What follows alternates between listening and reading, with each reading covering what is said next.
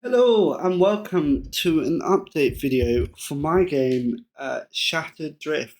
So uh, we've got a name for the game. I'm not sure how set I am on this name yet, but it's a name that works. And the reason why we have a name is because, as promised, I mean, technically in real terms, it's been 4 weeks. I missed out last week, but this is the third week of developing this project, and uh, that means that essentially we're at the end of the gameplay prototype period. So essentially, now I'm going to work on getting the art prototype. As you can imagine, this doesn't look very good. I mean, it doesn't absolutely god awful, but it doesn't look amazing. Um, so yeah, let me know what you think of the title in the comments, and let me know what you think of the like game itself. So yeah, we've got the title screen here. Now there's a couple of things that I wanted to get in, but we didn't manage to get in during the development of this. So we'll kind of talk about them in a bit. But yeah, for the minute, let's crack on. So we just start. So in the beginning, you get uh, a sort of introduction event. Again, this is probably the first thing that we haven't done yet, which is I haven't actually written this properly, and it definitely needs to be written. So basically, after I record this and set it off to go live today, then I'm gonna actually just I've got a list of things to sort out, like getting this written. For me, it's just been me playing the game, so I know how to play it.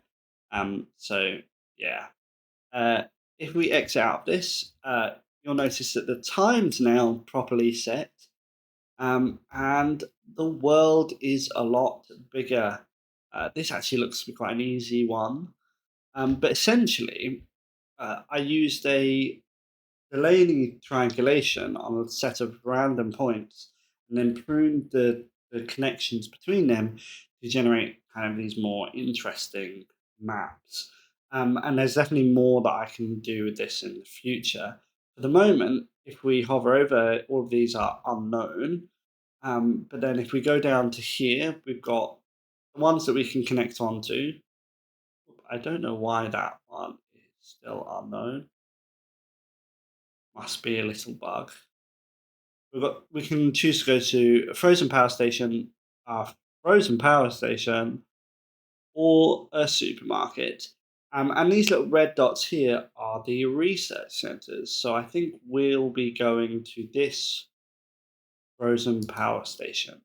Now, if I press play, you'll notice that the truck doesn't the drifter, which is what these are going to be called now, doesn't seem to work. So that's because no one is at the helm. So this little thing, if I move it over here, this little thing here is the um,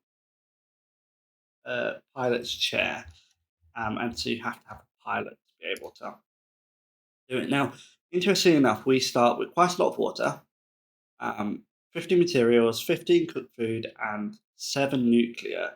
Now, we we did have 8 at the start, but we've used 91% of the current core. So when these I basically made it so that these get loaded on to this the engine room, and so with some of the art changes, it's about kind of representing that in a way that's actually kind of tangible. So yeah, I might not get that done whilst prototyping the art, but yes. So um, yeah, we'll work some of it out. Let's press play and crack on. At 10 o'clock, people are going to assume their jobs.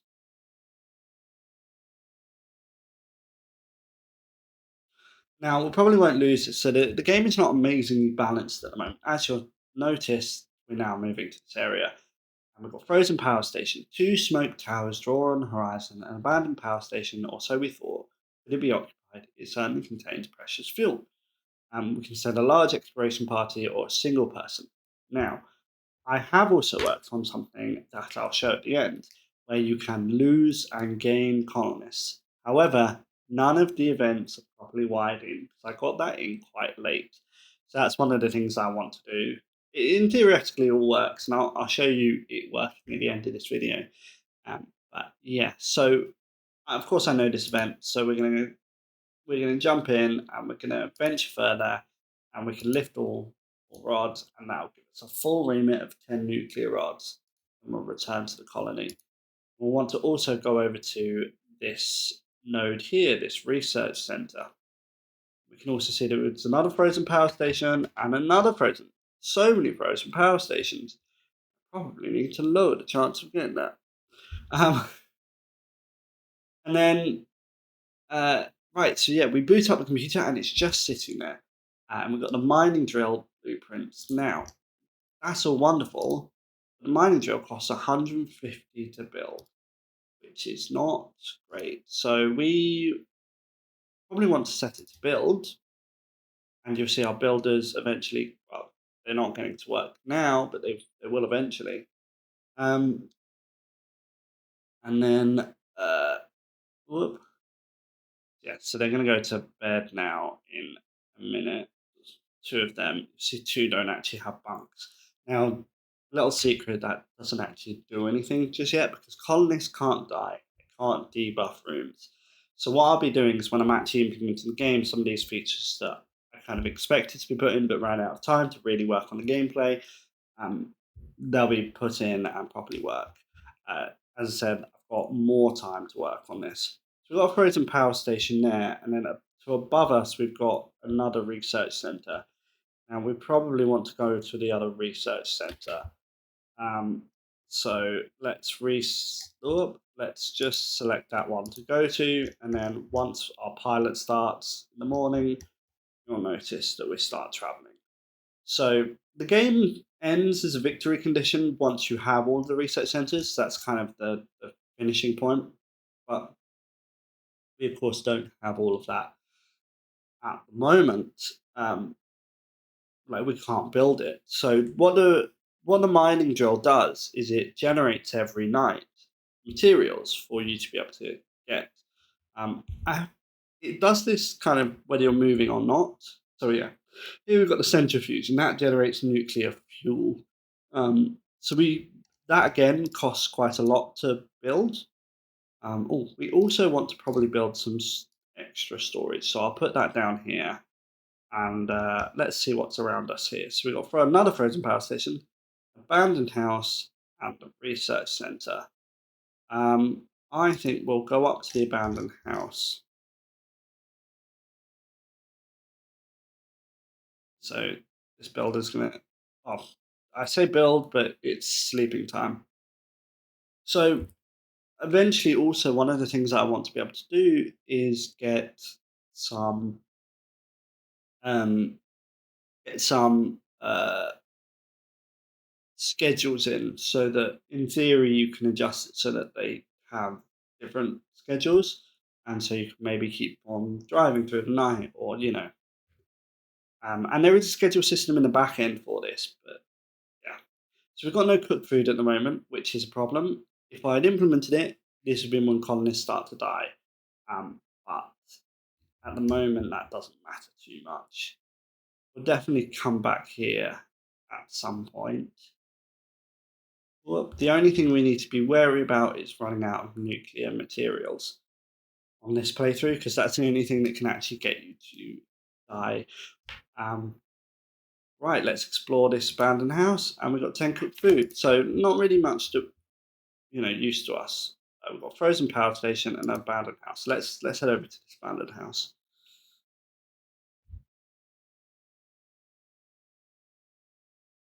And we built the storage room, which is great. So that gives us more materials, so we can actually collect more materials. So we've got a nuclear core, which is good because that kind of pushes us away from death. We've got a frozen power station, we've got a supermarket, and an abandoned house. Let's go over to the supermarket, see what that brings us. Just got to wait another day.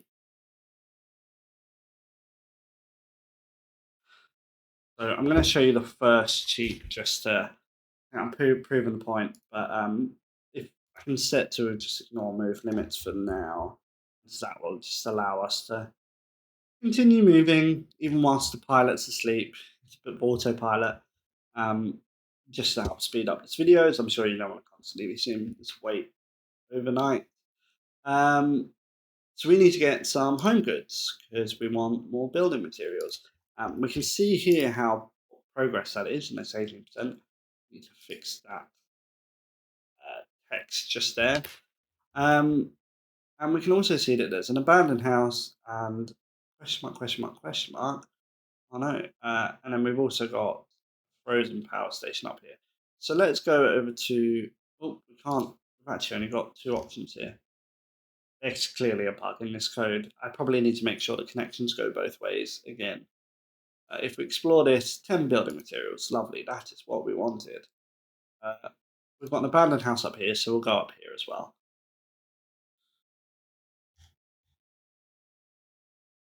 So yeah, as we've got building materials, I mean, that's great because now we can kind of continue building.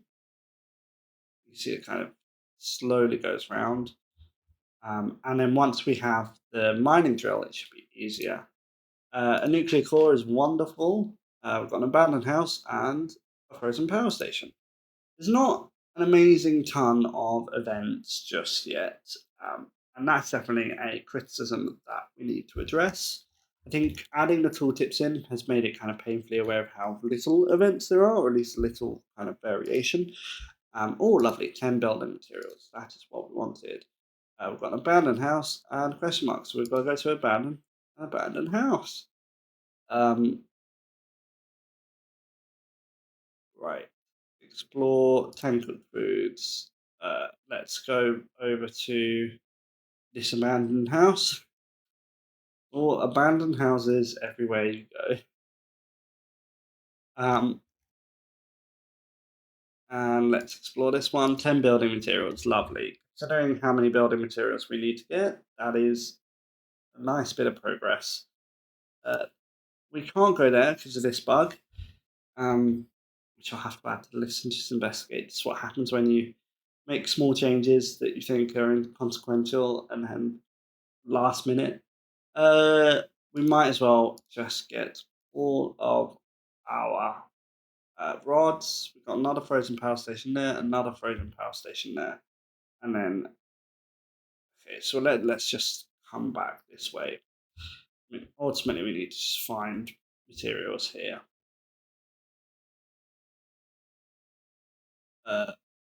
Should also probably, if you've seen something, you should probably be able to see it forever. Right. Now I realize that our materials, we probably should actually get more materials now that I'm kind of playing this through a little bit more. Uh, right, let's go back to the start. And here's the next sheet of the day. We're going to be just starting an event for building materials so we can get some more building materials. And then events, launch, building materials, lovely. So we need to do this a couple more times. Probably just whack in a debug event that just gives us loads. But yes, I mean they're asleep at the moment. So let's carry on. We've got a supermarket here, so we can get some building materials here. Home goods, lovely. I mean, so that's half done, which means we need about another 30 odd. Oh, and we're stuck, which is wonderful. We finally got caught by this bug. Lovely. So what I'll do, I will show off if we got to this tile, what happens, and then well, we'll build the mining drill, and show that off. Now, I'll I'll save the other specials so that we can see it at another date. And then we'll go from there.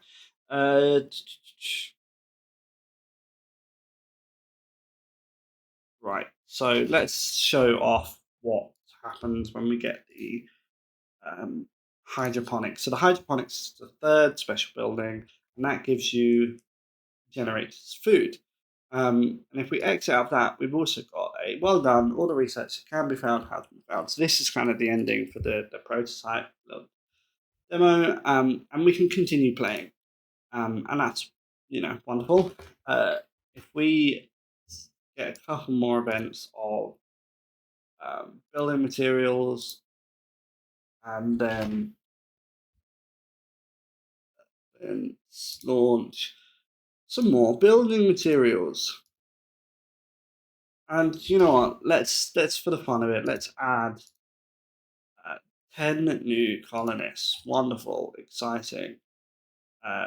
We won't be able to feed that much, especially with the 0 food that we have, and 0 water as well. I made it so that the water handling, you basically can't, you don't get that initially. So when you run out of water, you run out of water, and the water handling helps you get water in the long run. Right, let's get ourselves some more building materials. 10 o'clock. That should help speed up the building of that. Whoa. Yeah, we're ripping through these materials. Some more building materials and some more building materials. And I think we'll have this made very soon.